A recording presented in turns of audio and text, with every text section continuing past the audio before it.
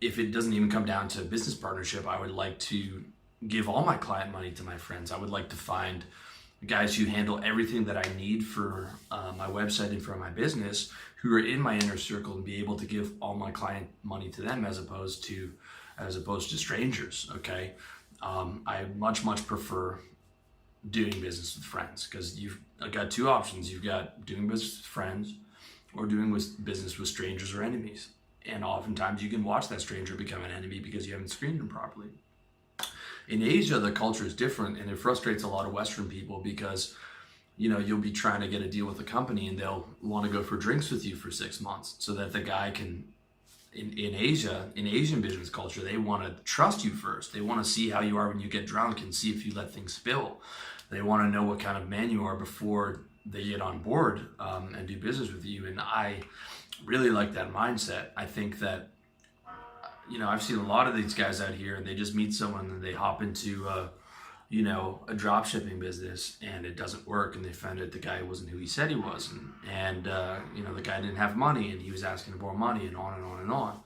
Okay, that's because you didn't do your screening properly. So if you are going to do business with someone, do business with a close friend who's also smart, who's also business savvy, and who's agreeable. That's an important thing as well.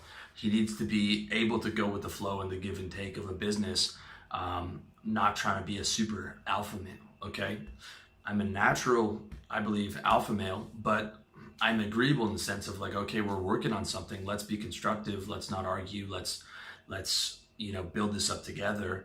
And I'll defer if I have to. I will let things go if I have to, because I want that result, and you need that.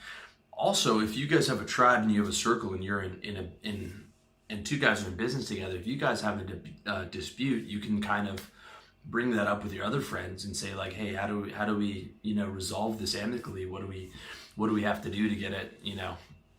I'm partnering with my man here. We're having some difficulties. What do we have to do to get on the same page?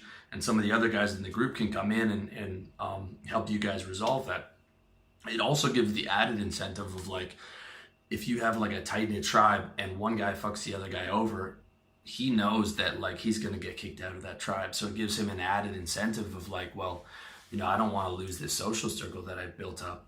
So, it's going to give him that extra incentive to be ethical within that business dealing, as well as some extra trust and security, knowing that you guys sort of have like an arbitration panel that you can take it to and bring it to the tribe and analyze that particular problem. Okay. With that said, the one business I did that actually succeeded was the business I did by myself, this very one that I'm speaking to you on. And I don't think that's an accident, because most of the businesses that I was in, I was the hardest working person in that business. And no one would have sacrificed what I sacrificed to make this business work. Okay, because it took a long time before I made profit on this type of a business. So, I mean, ideally, if you can, I think starting your own business is the ideal. All right.